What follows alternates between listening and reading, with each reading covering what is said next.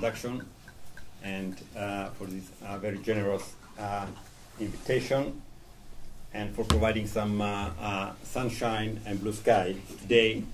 It shows that you are very much well related on upside. Thank you also to a long-term friend and brother Iqbal Khan for meeting and supporting this event. I'm a little bit embarrassed because I'm speaking after the two Iqbals and Anne and Lord Green, I understand, last week, and I had prepared actually a very detailed and technical presentations with figures and flows and these sort of things, But then I told myself that by definition, you already had all sorts of information.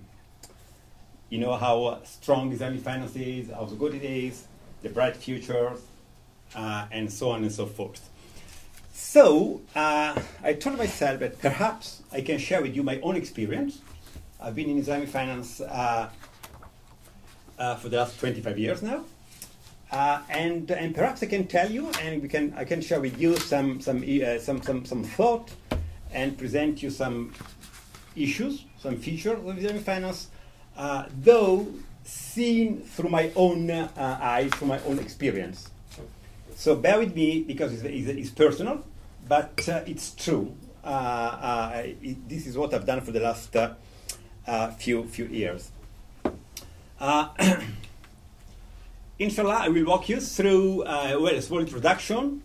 I will talk a little bit about the current practice of Islamic finance and what Islamic finance finance should be. Then I will have a look at Islamic finance as an onion, and unlayering, peeling off Islamic finance, the Islamic finance prepositions. I will also address the question if nowadays it's compulsory to be involved in Islamic finance. Then how to, I see a number of young faces here, students, and I would put forward some ideas on how to move into the Islamic finance environment. And I will try to address the question if it's worth betting your life, professional life, personal life in Islamic finance. Is Islamic finance for Muslim only? This is a key question, and I will not have a politically correct answer. And then future scenarios and opportunities. The nitty-gritty, is there any money to be made? Can you support a family? Can you live on Islamic finance? And then aftermath. Aftermath meaning just what will happen after our death, and the impact of that Islamic finance will have in our tombs. Okie dokie, let's start. I was a banker, born in Milan, Italy, sent to Switzerland for university education, Geneva, PhD, these sort of things, and I started being a banker with Merrill Lynch, conventional banker. At the time I was at the university, I fell in love, desperately in love, with Arabic, with the language. You don't know when you fall for somebody or for something. You don't know why. So even to this very day, I don't know why. But the language was the something that just took me aback. And till this very day, I own a small publishing house. I do translate books from Arabic manuscript into Italian. And through Arabic, I went. I lived in the Middle East, I went to the culture, and to cut a long story short, though I was born a Catholic, as all Italians in the good old days, I reverted to Islam in 1986, and since then I'm a proud European, 100% European, and 100% Muslims, and the two things do not conflict at all. So this is a little bit of, I just want to frame the things. Islamic, Assaif is very peculiar, as Zarina very kindly said, because we just work with, we try to work on the trenches, in the ground, So for the last couple of years, I've been living in Kabul, for example, providing Islamic finance to rural communities in central Afghanistan. Before that, I lived in Ramallah, providing Islamic finance through Musharraf Mutanaqisa to Palestinians. Before that, we had the first Islamic finance transaction in Russia, and in Jazeera, in the Gulf, these sort of things. Always try to combine, which I think it's a must nowadays in Islamic finance, combine structures, letter, mode of financing, and values and people's life. Islamic finance has only one reason to be, and it's not to pay lawyers and accountants or bankers hefty fees, is to improve people's life. If it does not improve people's lives, Islamic finance has no raison d'être at all. My conclusion is that what we have seen, for example, in this great country for the last 10 years, or yes, 10 years now, is just only the very beginning. And Islamic finance is just opening up now, is developing, is creating new scenarios in the world. But this journey will be a very long and bumpy journey with a lot of bends and in and out and up and downs, and pretty much a rocky road. Very quickly, all these things. Islamic finance is about 12, 13 modes of financing, from Murabaha to Istisna'a, and everything in the middle. And you can study these things. There are a lot of, in this country, you have a number of tuitions or schools or university that will tell you everything about how you can structure something Islamically. And of course, you want to apply these things to the, different sectors, and you have a capital market, asset management, microfinance, insurance, name it, private equity, PPPs, private public partnerships, all these things. You want to combine these things there, and you think you become an Islamic banker, an Islamic financier. Of course, you're living in a civil environment. You can have a civil code in some countries. You can have a common law, UK common law, Manhattan common law, whatever it is, and so you need some experts to put all these things together. And Islamic finance is going mainstream. The UK issued the first European sukuk, Luxembourg the first Euro sukuk, Hong Kong, all governments are issuing sukuk nowadays. It's going mainstream. Everybody is the talk of the day. So this is what is happening, and everybody is very happy to be and feel very cool and very proud to be an Islamic banker and Islamic financier. This is just the beginning of a story, and in my reading, a very partial beginning of the old things. What are the challenges? What are the issues of Islamic finance today? There are a number of these things, and I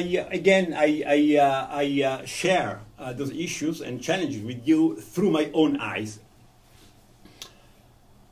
The first one, and this is really the key issues in Islamic finance nowadays, is that Islamic finance has become a subset of conventional, and I stress the word, capital letters, underline, juicy. There's a lot of money to be made there to create products. But at the end of the day, the goal of Islamic finance, which is the creation of Homo Islamicus, and by Homo Islamicus I mean an individual that partakes to Islamic finance with a certain number of features and qualities. This has been superseded by Homo economicus, which is very much, this is a typo here, Homo Islamicus is a sociotropic, of course, and Homo economicus is a self-interest oriented. Of course, there is a typo. These are major things that is happening nowadays in Islamic finance. The conventional approach has been taken up by Islamic banks as well. On one side, we had a very weak development, intellectual development, very weak in Islamic economics for a number of reasons.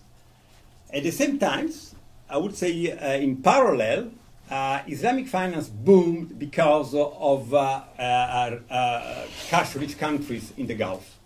So we have a very weak development in the thoughts and of Islamic economics, and a booming market in financial economics. The two things couldn't go together, and all of a sudden we heard about these things of Islamic finance as a subset of conventional.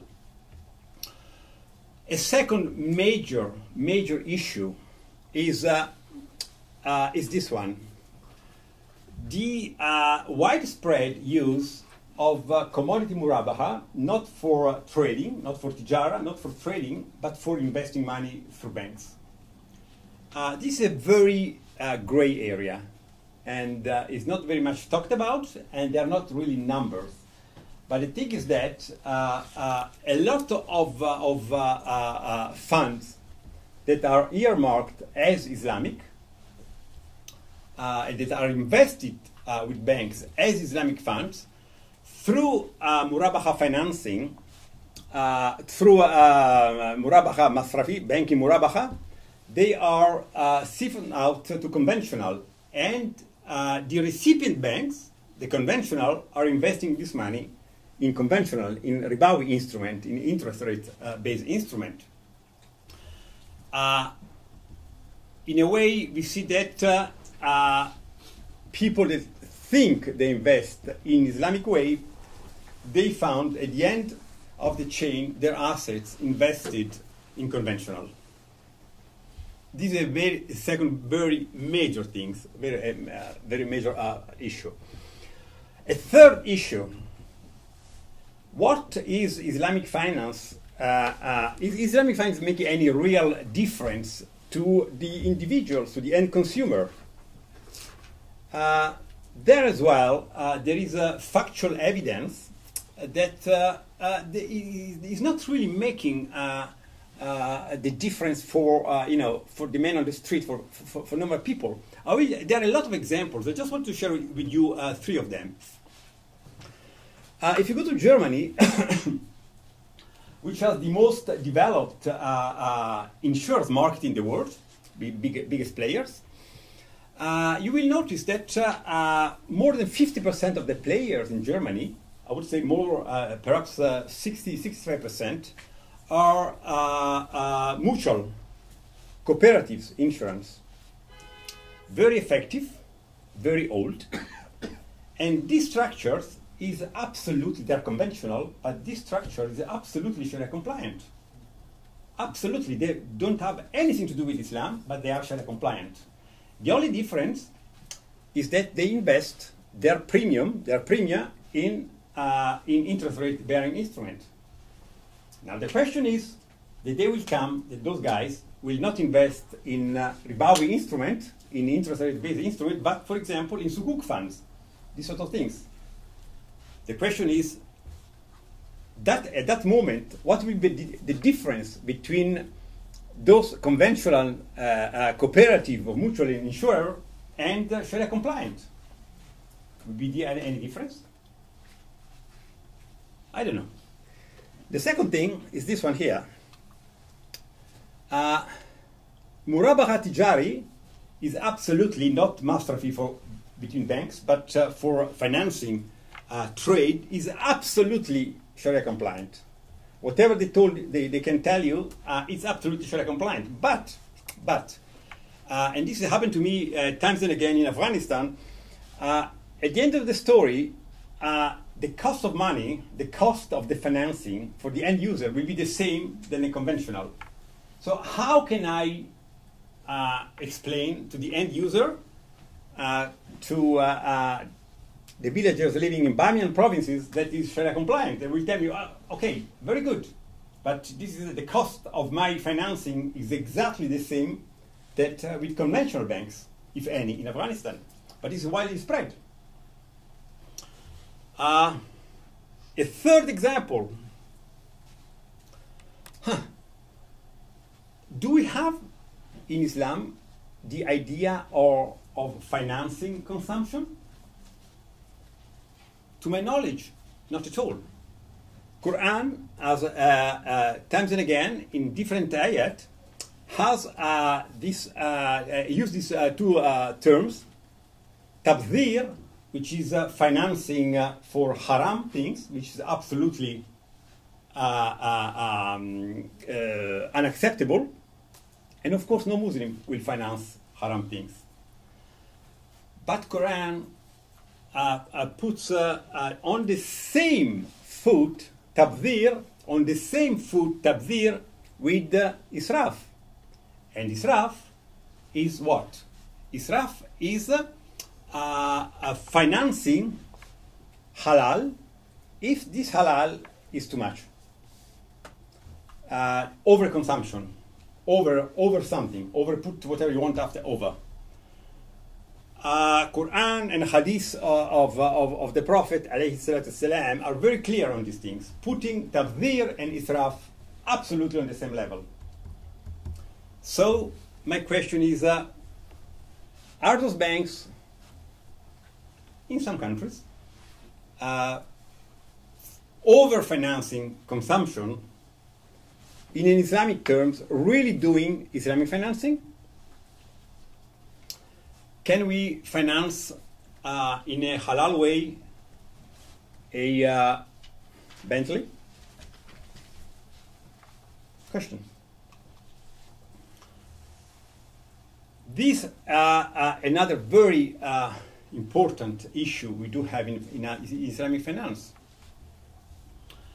At the end of the story, with very few exceptions, you can Shariatize, neologism, everything, absolutely everything.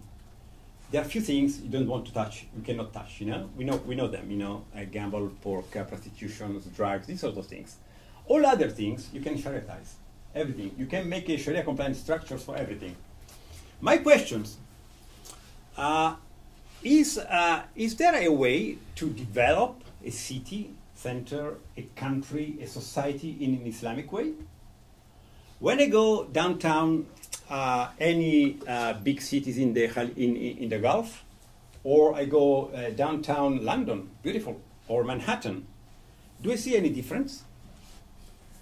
The Shard was financed conventionally, but Burj Al Khalifa or the Twin Towers in Mecca, the Zamzam Towers, were financed Islamically with very interesting structure, actually, sukuk structures.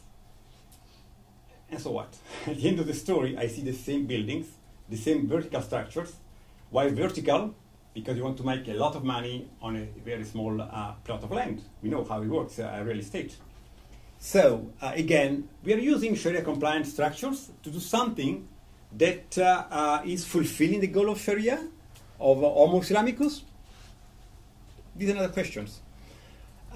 Very interesting, if you go back to the history of Islam for the last 14th century, you will see those things of urban planning, of commuting, of building, was at the very center of the political thought of all, you know, Muslim intelligentsia, in the Abbasid, in the Ottomani, and in everywhere. This was the center of reflections that is totally missing today.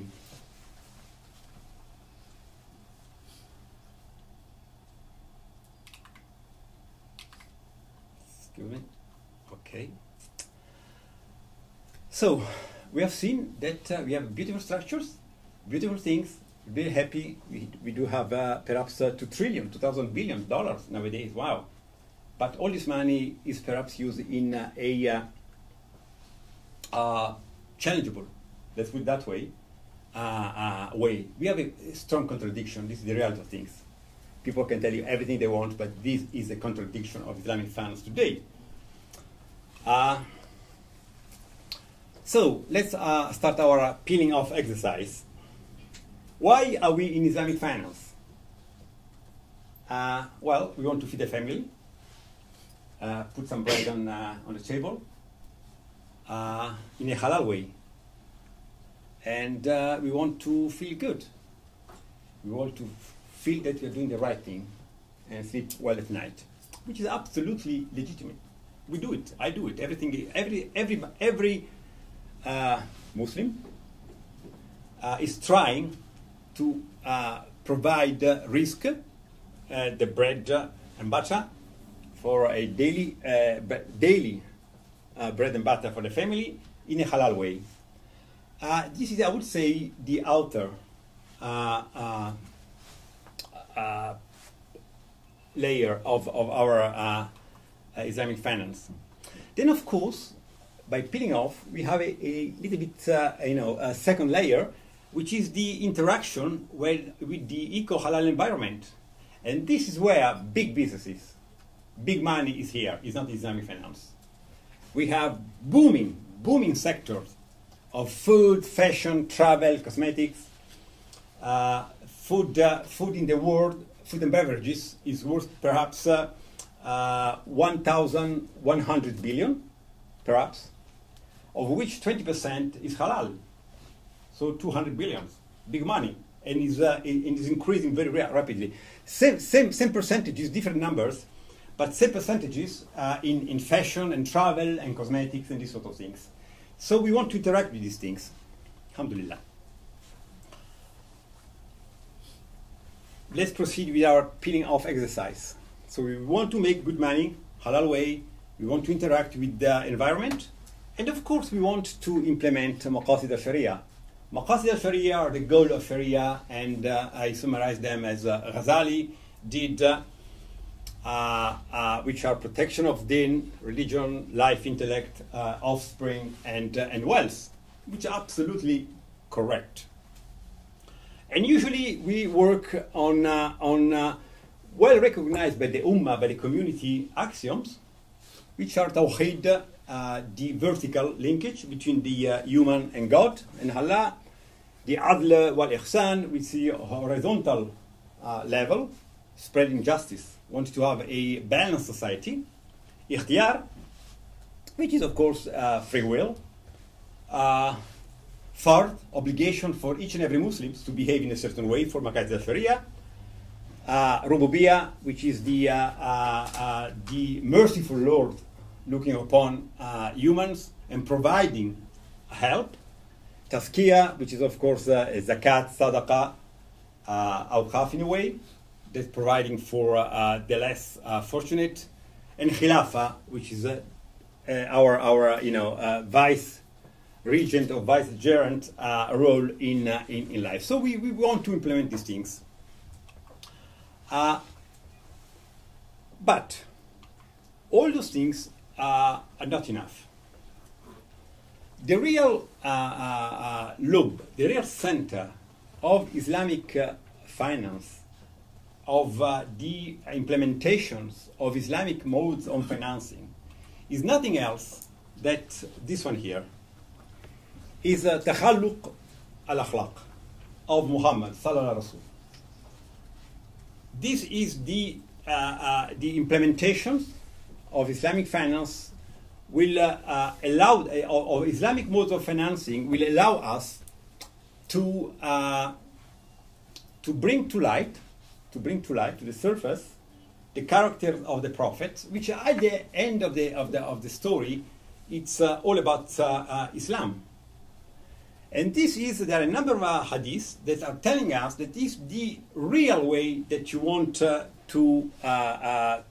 be a Muslim. I just quote one hadith here, which is well known, that devil, shaitan, will come to you through mikyal wal mizan, through as a merchant, as a financier, through the use of the gauges and the way you sell your merchandise, your goods. We have a checklist of those characters that are at the center of Islamic finance propositions, if Islamic finance proposition has to be a real one.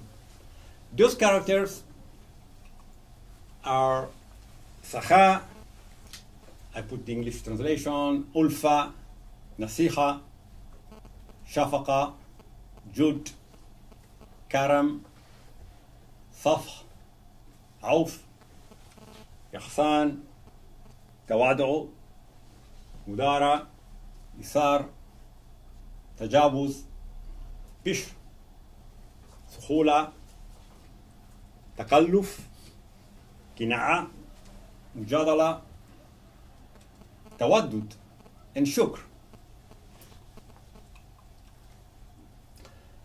If some of all of those characters are implemented in each and every transaction, the transaction can be called Islamic. And you can check, your books, and you have, really perhaps 100 of hadiths that are touching upon this very key aspect of Islamic finance. That is not called Islamic finance in the hadith; it's called tijara, commerce, trade. But is the sense of those hadiths. As a consequence, you have to start from the center and going outwards, and not the other way around. If you implement those characters, Maqasid al-Sharia will be automatically implemented. Because this is one of the issues, All books on politics you read on how to implement Maqasid al-Sharia in Islamic finance, authors are putting on the questions, but they never give the answer. You cannot oblige people to implement Maqasid al-Sharia. It's something that must come from your innermost. If you deal with yourself, with those characters, you will be able, by default, I would say, be able to implement the Maqasid al-Sharia. By implementing the Maqasid al-Sharia, you will be implementing the ecosystem I was talking about before, which is the halal food, fashion, cosmetic, and so on. And all of a sudden, your bottom line, money, will be flourish. By default. I keep seeing this times and again in my life, in other people's life happening. This is pretty much where and how Islamic finance should move. The only goal, I would say the ultimate purpose, but it's just the only things Islamic finance has to do is to put a smile on the face of the widower, to put some kids in school, and to allay suffering and spread Psalm translated as peace and joy. If you implement Islamic finance in this way,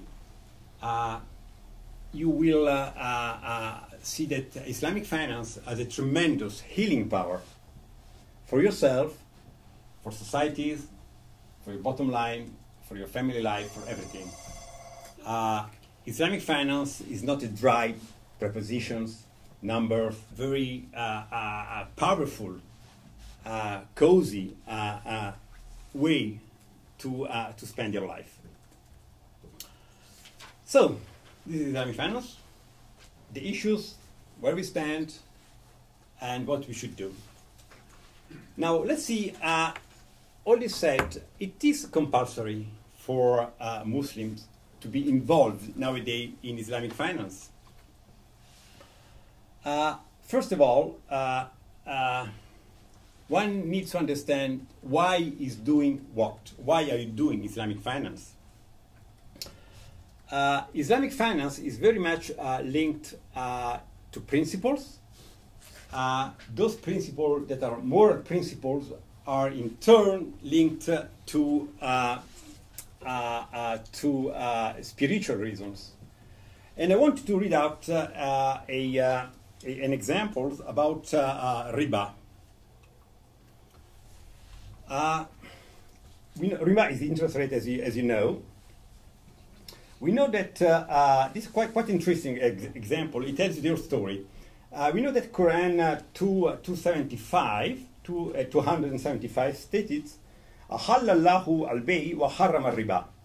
Translated in English, it says, God has allowed sale and made riba forbidden, haram. This is known. Where riba is understood as an increasing capital loaned through the mere passage of time. So the understanding is that riba is forbidden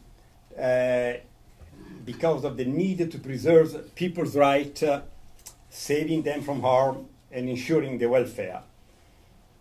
But this is just the surface of the understanding of this principle.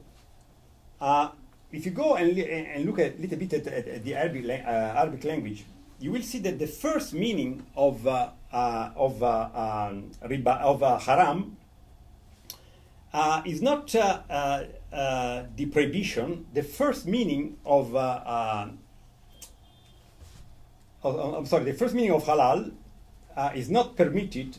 Not the permission, is not something that is permitted, is sacred. Something that is sacred, that belongs to God, is halal. In opposition to, sorry, I mixed up, jet lag. Haram, the understanding of haram is prohibition, but in the language, the first meaning of haram is sacred. Something that is haram is sacred before being prohibited. Halal is allowed, but the first meaning of halal is mundane, something that belongs to human beings. This is the root of the language. This is the understanding of the language.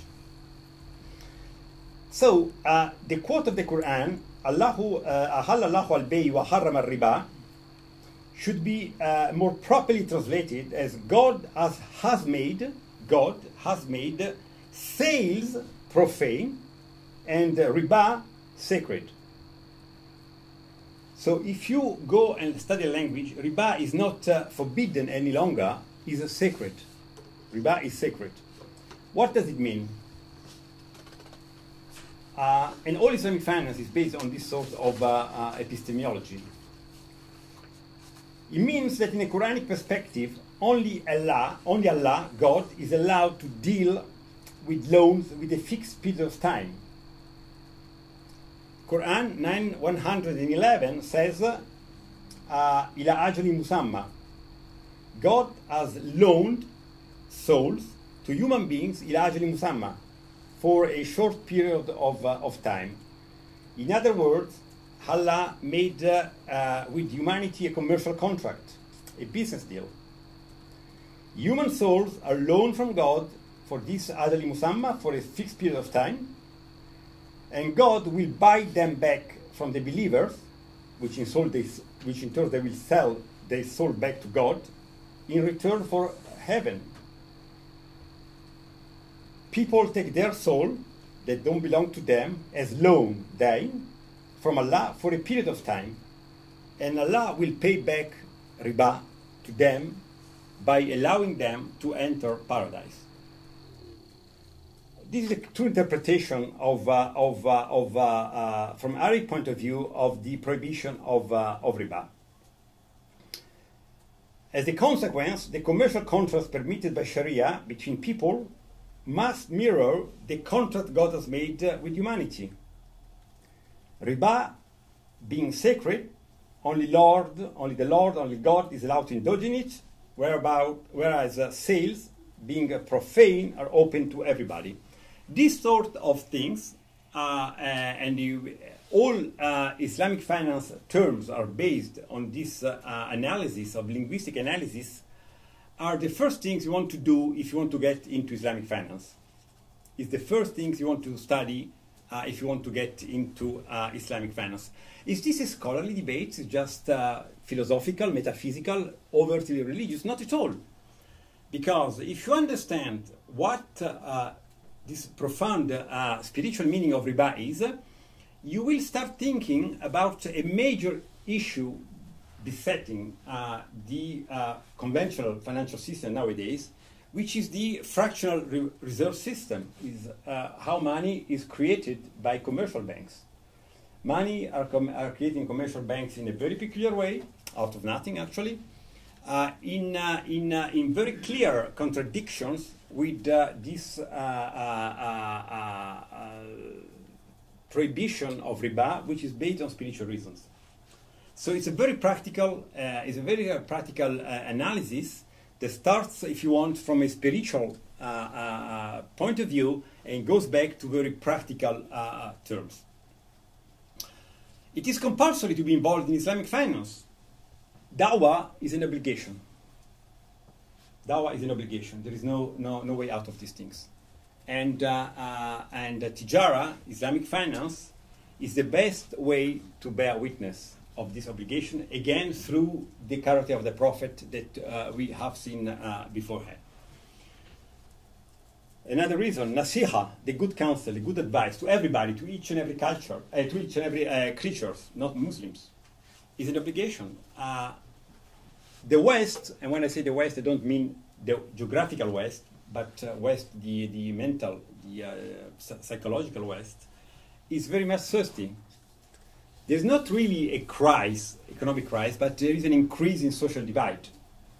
And Islamic finance is the nasiha, the advice of providing this understanding of Islamic finance is certainly an obligation. This is a key point. Science without putting science in practice, without effort, is pointless. Ilm, biduni amal, it's a curse. It's nothing. So if you know something, whatever it is, you must put this in practice. Whatever it is. And we all know something that we must put in practice. Alayhi salatu wasalam, this is beautiful. He was asked by one of the companions, and this is a hadith that you can find very easily on the Bukhari and all collections. The six standard collections, was asked by a companion, what is the highest form of jihad? And which is a very hot topic nowadays, of course. And I was expecting that the answer was, you go up and you open up countries, you fight, and these are beautiful things, and it's always in my mind every morning when I get up. And alayhi salatu wasalam answer, the highest form of jihad is that you wake up every morning and you get out of your house and look for the halal risk, the bread for your family for that day. Halal, bread for that day, the three things put together. This is the highest form of jihad. You can imagine the importance, the dramatic importance of Islamic finance seen through this hadith. It's absolutely changing everything. This is the highest form of jihad available to human beings. Oh, this is beautiful as well. Is this obligation ever end? I came across a few days ago of a tradition of Omar, one of the four khulafa, that said, it's a beautiful tradition that said that he wished that the angel of death take his soul. He was speaking in the first person. I wish that the angel of death will take my soul when I will be in a market, buying and selling. I wish that the angel of death will take my soul when I'm in a market, buying and selling, of course, halal stuff. And of course, Islamic is all about personal responsibilities. There is no shared responsibilities, with very few exceptions. So every reasonable person with reasonable understanding and widely read and traveled, as we are all in this room, should take upon themselves this responsibility. And also, there's a beautiful saying that says that Bunya al-Islam al-Adab. Islam is built on good manners, on politeness, on the way you treat people. And there are ways you treat people everywhere.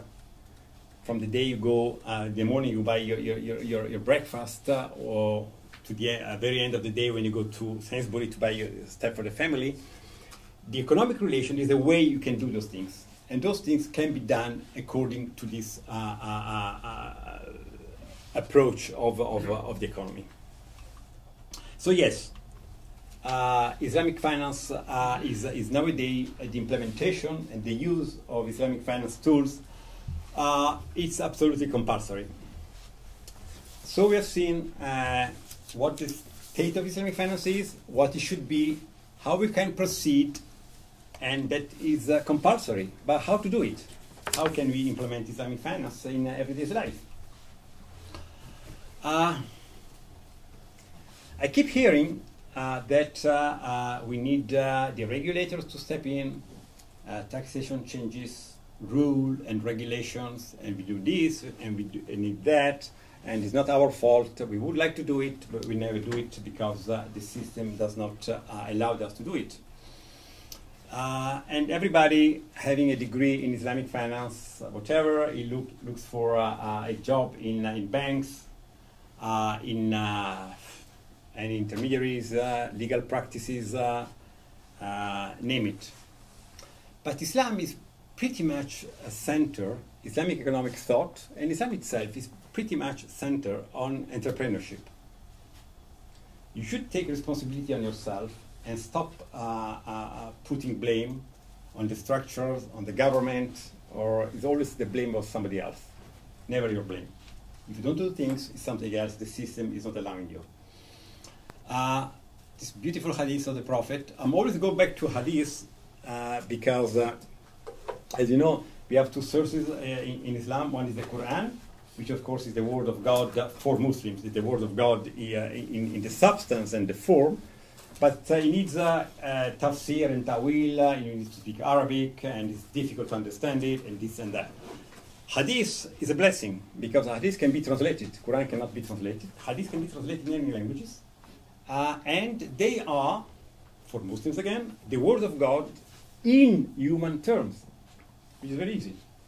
We do have what, 40,000 hadiths, more or less, the body? Maybe, from Sahih to Mawdu'at, but I mean, this is the thing. And there's a lot of wisdom, good advice there for everybody, actually, for marital life, for tijara, for translation, for everything. The hadith of the word is very beautiful, and this hadith of the Prophet, of course, all hadiths I quote here are from the Prophet, and he said that the best thing that a person in need can do, if he needs money for himself, for the family, is stop asking other people, stop begging, stop asking the government, but go in a forest, cut some wood, take this wood, go to the market, sell this wood in the market, buy some bread, and with what is left of this money, pay his charity.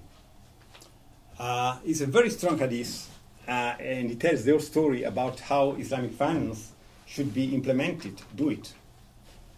Prophet alayhi salatu salam was preaching, a very beautiful hadith as well, was preaching in a mosque in Medina. Somebody came, he wanted, his wife asked this person, please go to the Prophet and we need some money, ask some money.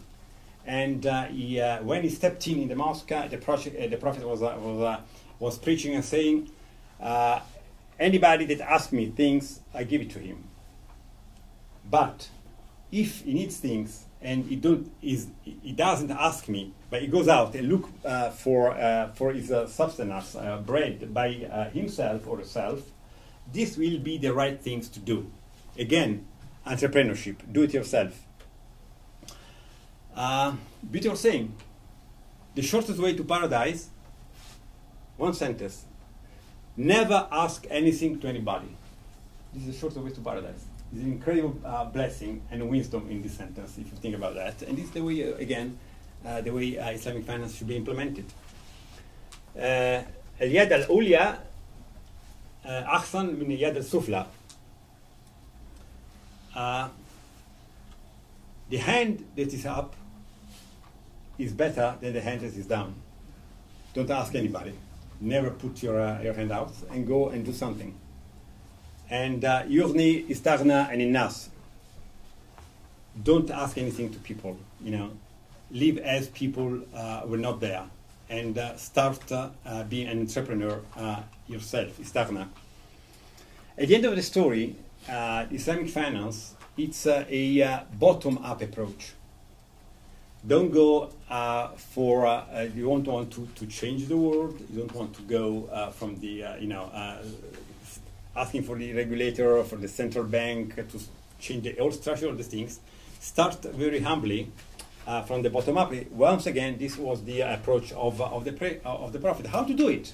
Wow. The timing is right.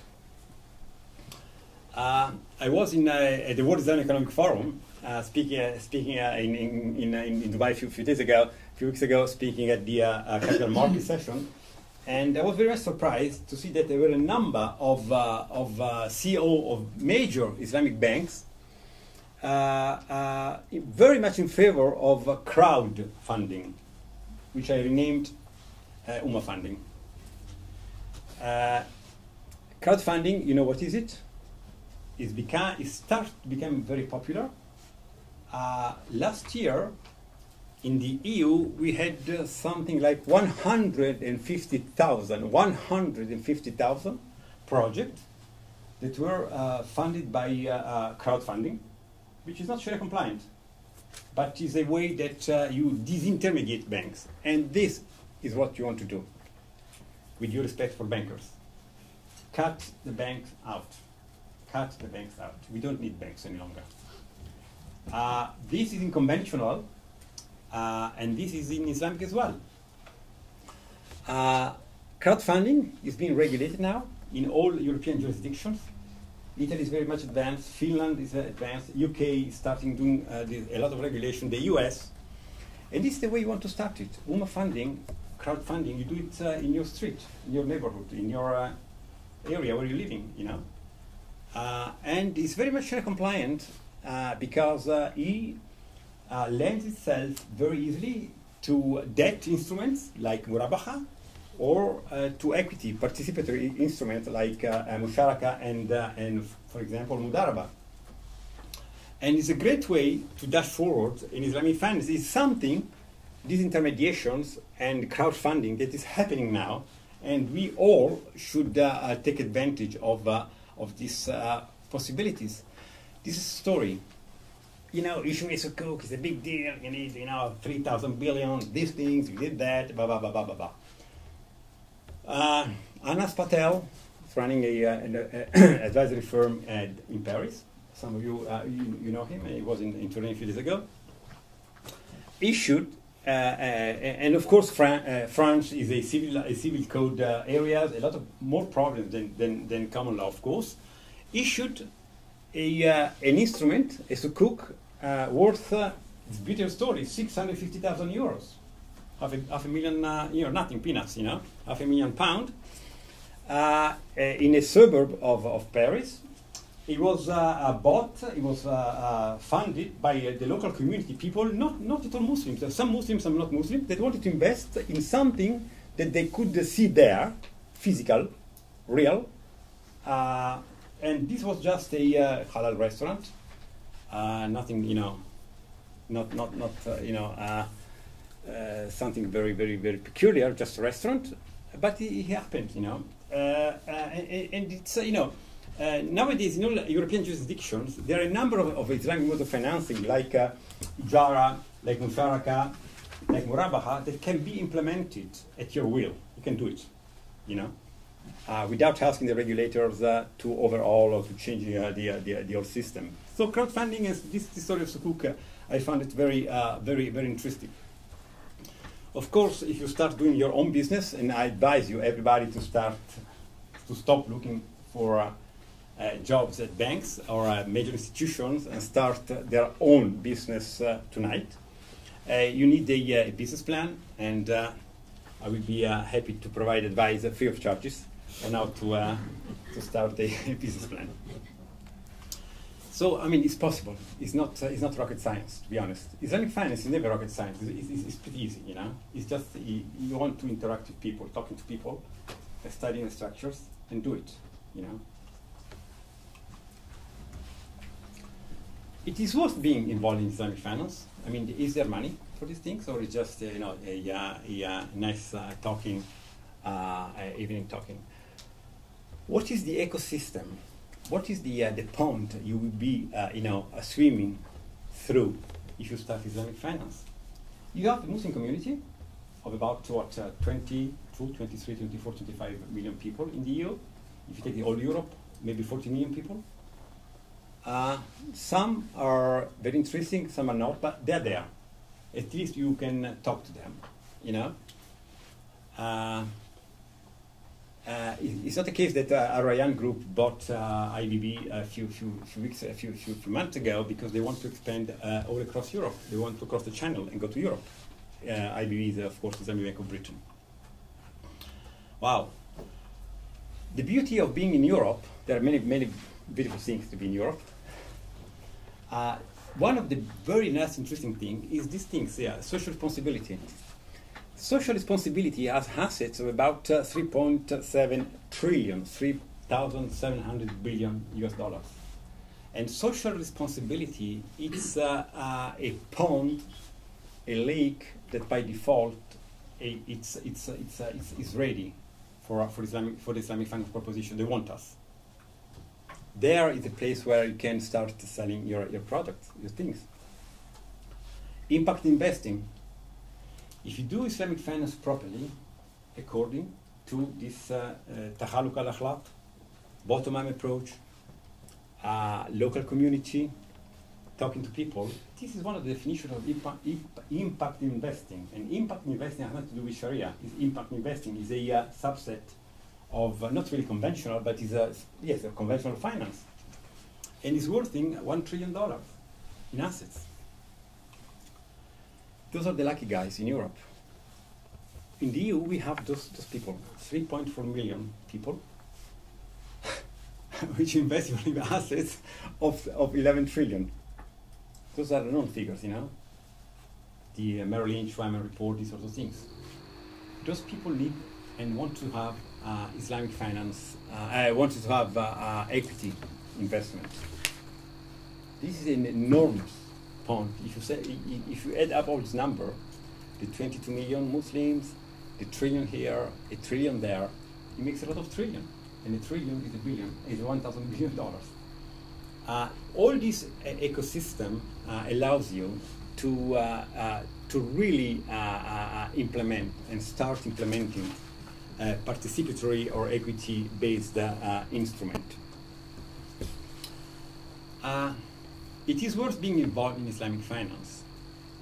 We have a major concept that I can see it every day, which is the concept of barakah. Barakah is loosely translated as, I don't want to become overly religious or metaphysical, but it's the reality of things. Barakah is translated as blessing in Arabic, but blessing in my understanding of English or other European languages is something that is there, it's a blessing, something very thin on the cloud, you really don't know what blessing is. Barakah in Islam is something tangible, it's something that strikes your head, very strong. When you implement an Islamic finance, an Islamic mode of financing, at the best of your understanding and knowledge, with the best of your possible intention, niyyah, which is a key requirement in Islam, you have a guarantee of God that this transaction will be fruitful. I've been in Islamic finance, unfortunately not because of Islamic finance, but because the time is passing very fast for everybody, for the last 25 years. And I never seen, not one time, so I don't have any case where an Islamic finance, an Islamic mode of financing was implemented properly, with a good intention, without having good results. It's impossible. Because barakah the blessing, loosely translated, is inbuilt in this very mode of acting, and this is because of the spiritual realities that are embedded, as I tried to show you with the example of the riba beforehand, in this mode of financing. So we have a juicy ecosystem, money, and you have a guarantee of the Lord. And go with the tide. These are very much Islamic things, you know. Islamic finance is the talk of the day. Everybody wants to do it. Don't swim against the flow, against the tide. Go with the tide. They're quite interesting. There are tons of examples. I just quote this example because we are here in Oxford. The alternative corporate equity, the UK regulator is very much in favor nowadays, and they're pushing forward with tax relief. You know that the major issue of Islamic finance in all European jurisdictions is that by definition debt is taxed more favorably than equity, because the system is like this. You know, it is one of the issues of the major issues besetting Islamic finance in Europe. Nowadays, not for Sharia compliant reasons, but because the regulators in this country and in other countries have just realized that equity perhaps is better than debt, they are changing the tax relief infrastructures. It is another small example that I want to share with you to show you that there is really a wind in a tide in favor of Islamic finance. That's a beautiful story. Listen to this. That's an incredible story. It tells you what is happening in Europe nowadays, more than tons of books and PhDs and sociological studies. In each and every European country, we have right parties. They need an agenda, and the only available agenda is Islamophobia. They're really empty. I'm talking about, not talking about this country, talking about France, for example, Le Pen, talking about Italy, what is this, Liga Nord. I mean, those are guys that they don't have anything to say, you know. They have this Islamophobia, and they just, building on the social divide, on the small people, the whitish, that they don't have money any longer, these sort of things. I discovered a week ago, when we have this major conference in Turin, that the largest Sukuk fund, so it's a mutual fund that's investing in Sukuk, Sharia compliant bonds, is run by an Italian company. Azimut is very known in Italy, is a major $1 billion money manager, conventional. They open up, whatever the reason is, they open up an office in Istanbul, and they launch, because the industry is small in Islamic finance money management, it's about 100 million. So what is the story? Alhamdulillah, very successful, very happy. The story is that this retail fund, this is a retail fund, okay? They sell it, the minimum ticket is 1,500 euros, say £1,000, whatever it is, very retail. Who's buying these things? The same people that are voting, and I had some internal analysis, the same people that in Italy are voting for the Liga Nord, which is the equivalent of Le Pen, of other parties that are just Islamophobic, It tells you the degree of inner penetration that Islamic finance has, because those guys are buying, in spite of their political view or non-view of agenda, they buy these things because it's sold to them as alternative finance, and of course it's written Sukuk, and they like the idea, the way this money is invested.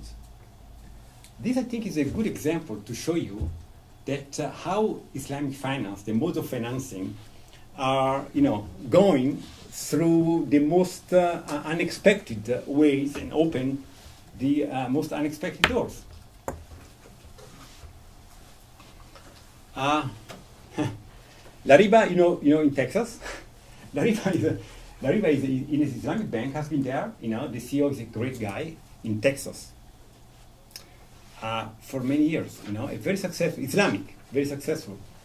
They never say they are Islamic, and locals are not Muslim. Locals are buying his products because La Riba in Spanish, Mexicans, it sounds like arriba, I'm coming. It's true. The CEO told me. It's in bed. And people are buying these things because they like the idea. They like the idea. So the day will come when Arriba will say, wait a second, we are not Mexicans, we are La Riba, you know. They are very successful. I mean, if you put these things together, and the Sukuk Fund, Azimuth, and the UK regulators, it tells you a very interesting story that you cannot, get, by reading the newspapers or going, through books or these sorts of things. There's another very interesting thing. This is happening in Italy. I discovered through a PhD student that I met a few days ago. I think it's happening everywhere in Europe. I'm just quoting Southern Italy because this is the only example I have. All local communities are using, local communities means immigrant, and in Southern Italy there are a lot of them swimming across the Mediterranean from Tunisia, from Libya, that the mess this thing is, for a number of reasons. Those people are creating their own Islamic finance structures inside their own communities, implementing without nobody knowing these things, without advice, without any regulator or control, this sort of thing. So this is another piece of information that I wanted to give you to show you how Islamic finance is worth being involved in. Okay. Yes, it's only for Muslims. Islamic finance is only for Muslims. Why?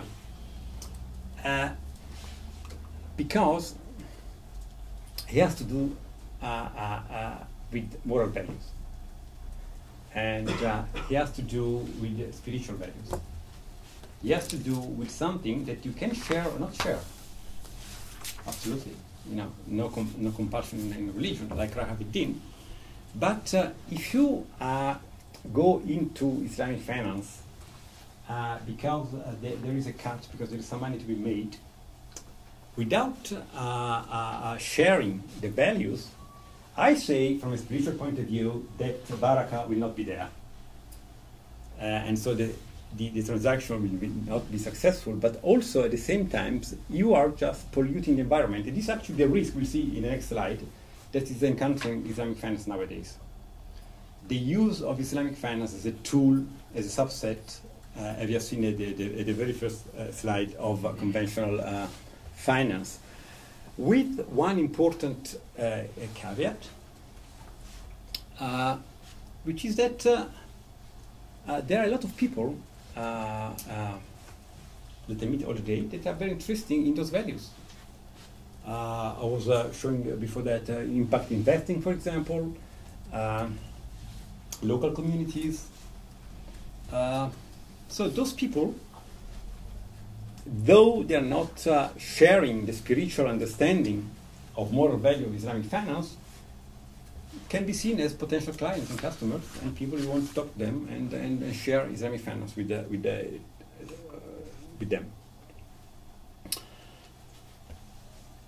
Future scenarios and opportunities. Okay, willingly or unwillingly, nowadays Islamic finance propositions is walking a very, very thin line. On one side, a risk to become a subset of conventional finance, and this will spell the death of Islamic finance. It will just become something that will lose interest, and in 10 years' time, we won't have a conference on Islamic finance in this room, we're talking something else. This is a major, major risk, The issuing of major European governments, or everywhere in the world, of Sukuk is good because it provides a benchmark, but at the same time, it should be treated with caution because, for example, Sukuk are not deemed to be issued to finance the national debt, but to finance real activities, tangible activities. So this is certainly a risk. The other risk is that, of course, you're not living in a bubble, You want to interact with we are in Europe here, we are Europeans, We want to interact with communities, to anybody, to the Jewish communities, to Catholics, to atheist communities, to ethical impact investing. And this is very difficult always because you want to talk to them, you want to have investment, you want to have clients, you want to share things. And so you have to open up, you know, you have to deal with them. At the same time, you don't want to dilute your propositions to become just impact investing or ethical finance, because we are not ethical finance, we are not impact investing, we are Islamic finance. It's very easy to be said, it's more difficult to be implemented. But this is, those are the two things that, the two risks, the two sides I see as a risk. If you want to move from 1.0 to 2.0 in internet languages, it's about values. Perhaps one reading is, moving from the letter to the spirit of the proposition of the Islamic finance proposition. But those are the things, you know, just you want to move. I read a very interesting article written a few days ago by some guys at Georgetown University in Washington, and he said that the ISIS thinks that what is happening in Iraq and Syria and this whole chaos is the best opportunity for Muslims in Europe to grow as a community and to show their true values and the true and their true understanding of Islam. And he was a US scholar. Very interesting analysis. And I think that is what is happening, and this is the reason why I think that the future, without think anything out of Pacific Rim or Africa, I think that the major movement forward of Islamic finance, for all the reasons I told you before that, we live in open societies, democratic societies, impact investing, social responsibilities, all these things, you know. But also because of this reason that was highlighted by the scholars in the US, the future of Islamic finance is pretty much in the EU where we sit here now. Okay, this is the end. So should we be involved, spend our time and effort, and the only thing we have is time actually in life. Should we spend our time in Islamic finance? This is a very good reason. There are a lot of hadiths on what will happen in Islam, of course, or what will happen the moment you're dead. You know that when you're dead, you're alone, by definition. Muslims are put in the grave, in the earth, without any wooden, separation between them and earth. And there are a lot of this, the very moment what will happen when you just buried and family leaves, you know, and this will happen to all of you guys, me of course, sitting in this room very soon, not later, very soon. And there are a lot of ideas with different questions and different things, but all share one question. All the hadiths, very interesting, all the questions, and that the angel of death, Nakir, Munkar, or sometimes other names, will ask you, what have you done with your professional capacities and with your money? I loosely translate for Arabic, but this is the sense of the things. All those hadiths are telling these things, all. So I think this is a very good idea. It's a very good reason to get involved in Islamic finance. There is a guarantee that I told you before. Go and study this. You know, if you implement the proper, you will feed the family. There's no way you can fall in poverty if you implement the Islamic modes of financing properly with the good niyyah. It's the highest form of jihad, as I told you, as we have seen through the hadith, not my stuff, and it is a form of da'wah. Thank you.